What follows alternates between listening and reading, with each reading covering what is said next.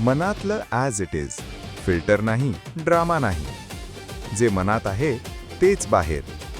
बिनधास्त, थेट, खरं.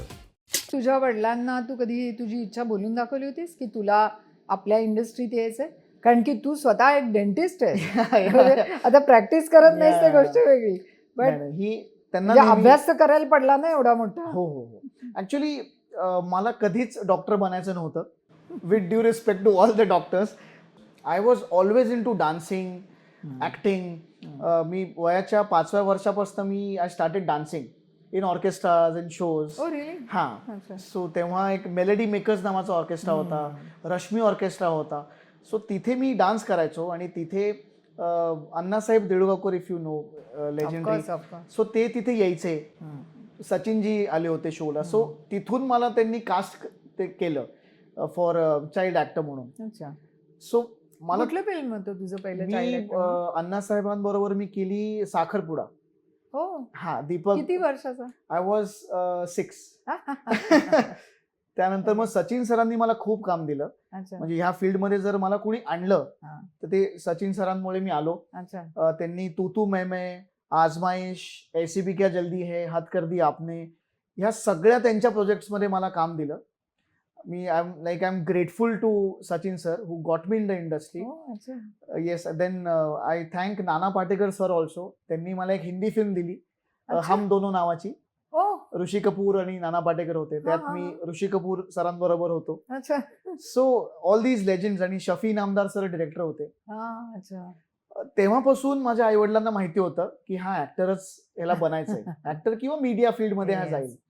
पण माझ्या बाबांचं नेहमी एक म्हणणं होतं की तू काहीही कर आयुष्यात, तू स्पोर्ट्समन बन, ऍक्टर बन, पण शिक्षण महत्वाचं आहे. जे आजकालच्या मुलांना सुद्धा मला सांगायचंय की it is not like fallback option आहे, पण that education helps you in every way.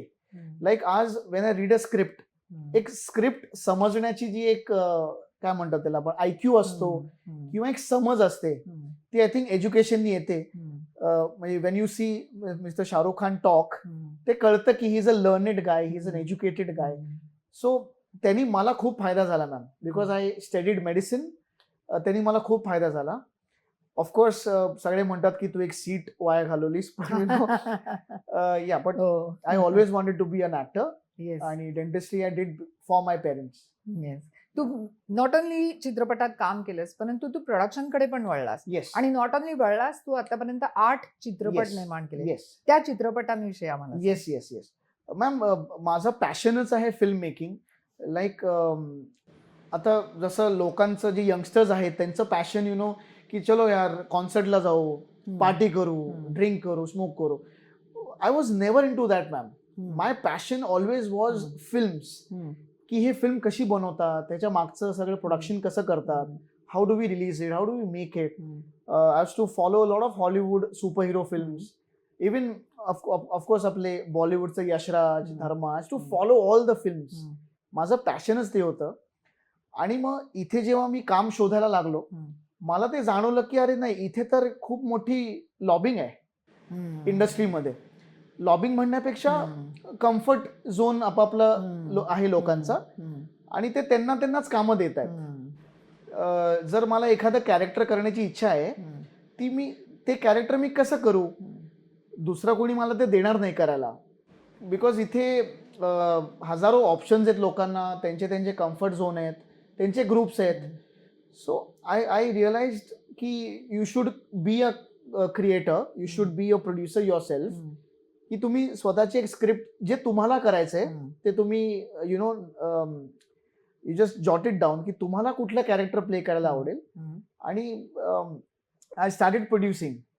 So you know मला ते मग करता आलं जे मला करायचंय.